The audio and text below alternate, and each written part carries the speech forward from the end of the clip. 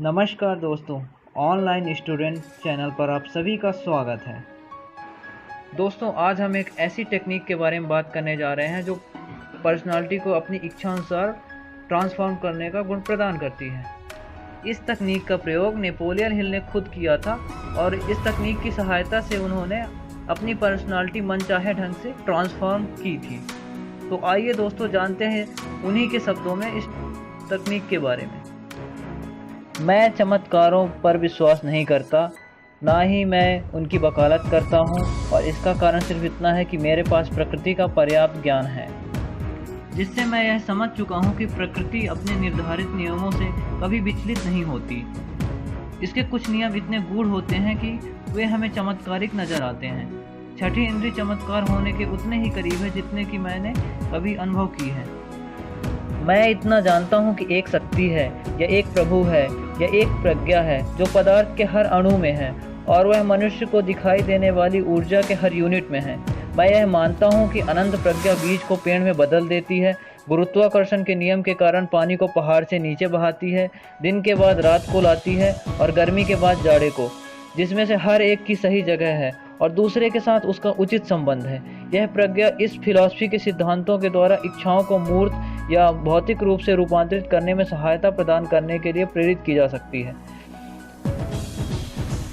मैंने इसका प्रयोग करके देखा है और इसे खुद अनुभव किया है। जब मैं हीरो वर्शिप की उम्र से गुजर रहा था तो मैंने अपने आप को उन लोगों की नकल करते पाया जिनसे मैं बहुत प्रभावित था। यही नहीं, मैंने पाया कि आस्था के तत्व ने, जिसके द्वारा मैं अपने नायकों की नकल करने का प्रयास कर रहा था, मुझे यह सफलतापूर्वक करने की महान क्षमता दी। मैंने कभी हीरो वर्शिप की आदत को पूरी तरह से छूटने नहीं दिया। अनुभव ने मुझे सिखाया है कि सचमुच महान होना सर्वश्रेष्ठ है, परंतु दूसरी सर्वश्रेष्ठ बात है भावना और कर्म के द्वारा जहाँ तक संभव हो महान लोगों का अनुसरण करना। प्रकाशन के लिए एक भी पंक्ति लिखने से बहुत पहले या जनता के बीच भाषण देने का प्रयास करने से पहले मैंने उन 9 लोगों का अनुसरण करने और खुद के चरित्र को दोबारा आकार देने की आदत डाली, जिनके जीवन और जिनके काम से मैं सबसे अधिक प्रभावित हुआ था। यह 9 लोग थे: Emerson, Paine, Edison, Darwin, Lincoln, Burbank, Napoleon, Ford और कार्नेगी। कई सालों तक हर रात को मैं इस समूह के साथ काल्पनिक परामर्श बैठकें करता रहता था, जिन्हें मैं अपने अदृश्य सलाहकार कहता हूँ। तरीका यह था, हर रात को सोने से ठीक पहले मैं अपनी आंखें बंद कर लेता था और अपनी कल्पना में इन लोगों को अपने साथ एक परामर्श मेज के चारों तरफ बैठा देखता था। यहाँ मुझे न सिर्फ उनके साथ बैठने का अवसर मिलता था जिन्हें मैं महान समझता था, बल्कि मैं उस समूह में सबसे प्रभावशाली व्यक्ति भी था, क्योंकि मैं उसका चेयरपर्सन था। इन रात्रिकालीन बैठकों के द्वारा यह कल्पना करने के पीछे मेरा बहुत ही निश्चित उद्देश्य था। मेरा लक्ष्य अपने चरित्र को नए सिरे से बनाना था, ताकि यह मेरे काल्पनिक सलाहकारों के चरित्रों का संयोग बन जाए। मैंने जीवन में जल्दी ही सीख लिया था कि अगर मैं अज्ञान और अंधविश्वास के माहौल में जन्म लेने की बाधा को पार करना चाहता हूँ, तो मुझे ऊपर बताए गए तरीके से स्वैच्छिक पुनर्जन्म लेना होगा। मैं जानता था कि सभी व्यक्ति अपने प्रबल विचारों और इच्छाओं के फलस्वरूप वैसे ही बनते हैं जैसे वे होते हैं। मैं जानता था कि गहराई में बैठी हर इच्छा यह प्रभाव डालती है कि इंसान उसकी बाहरी अभिव्यक्ति चाहता है, जिसके द्वारा उस इच्छा को यथार्थ में रूपांतरित किया जा सकता है। मैं यह भी जानता था कि आत्म सुझाव चरित्र निर्माण में एक सशक्त तत्व है। दरअसल यह एक लौता सिद्धांत है जिसके द्वारा चरित्र बनता है। मस्तिष्क के संचालन के इन सिद्धांतों के ज्ञान के कारण मैं अपने चरित्र के पुनर्निर्माण के लिए आवश्यक सारे साजो सामान से लैस था। इन काल्पनिक परामर्श बैठकों में मैंने अपने कैबिनेट सदस्यों से वह ज्ञान चाहा जो मैं उनसे चाहता था।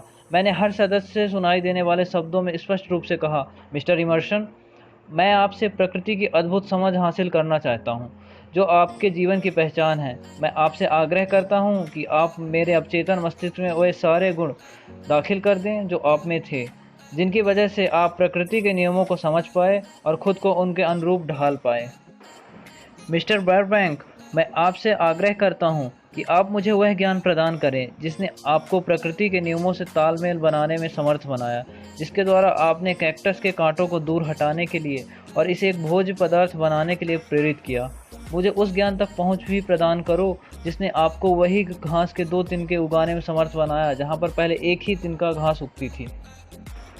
नेपोलियन, मैं आपसे वह अद्भुत योग्यता हासिल करना चाहता हूं जिसके द्वारा आप लोगों को प्रेरित किया करते थे और उनसे अधिक संकल्प से अधिक महान कर्म करवाते थे। मैं आपसे सतत आस्था का भाव भी हासिल करना चाहता हूं, जिसने आपको पराजय को विजय में बदलना सिखाया और आपको ऊंची बाधाओं से पार करना सिखाया। मिस्टर पेन, मैं आपसे विचार की स्वतंत्रता हासिल करना चाहता हूँ, वह साहस और स्पष्टता जिसके द्वारा आप अपने विश्वास को अभिव्यक्त करते थे, जिनके कारण आपकी पहचान बनी। मिस्टर डार्विन, मैं आपसे अद्भुत धैर्य और पूर्वाग्रह या पक्षपात के बिना कारण और परिणाम का अध्ययन करने की योग्यता हासिल करना चाहता हूँ, जो आपने प्राकृतिक विज्ञान के क्षेत्र में साबित की।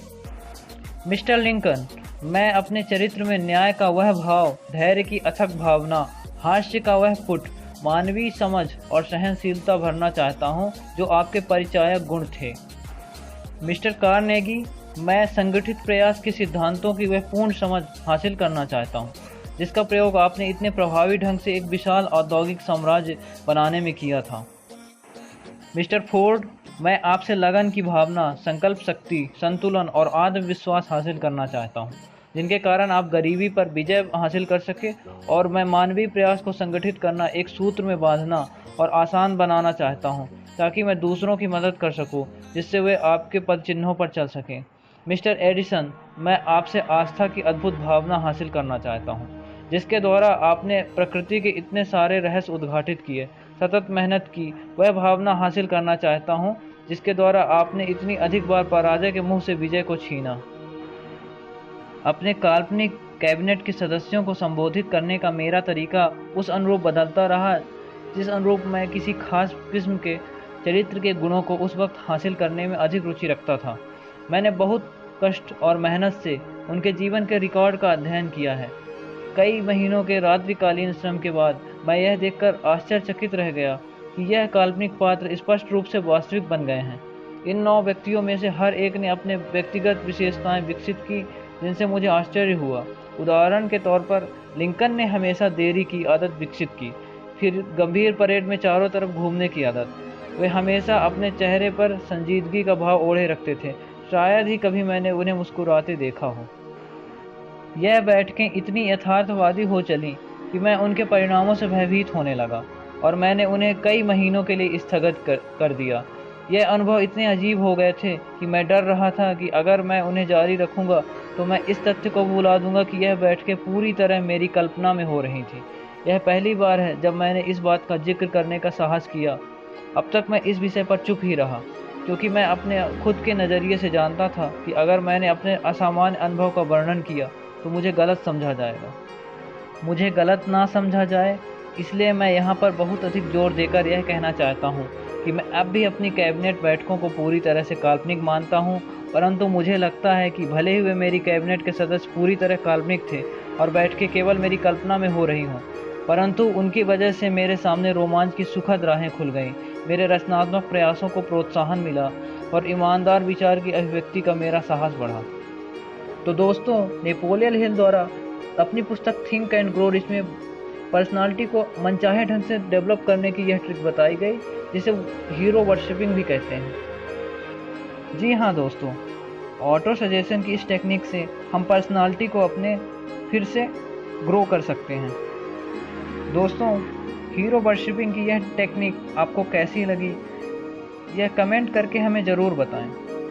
साथ ही इस वीडियो को लाइक करें और जितना ज़्यादा हो सके शेयर करें और इस चैनल को सब्सक्राइब करें। Thank you.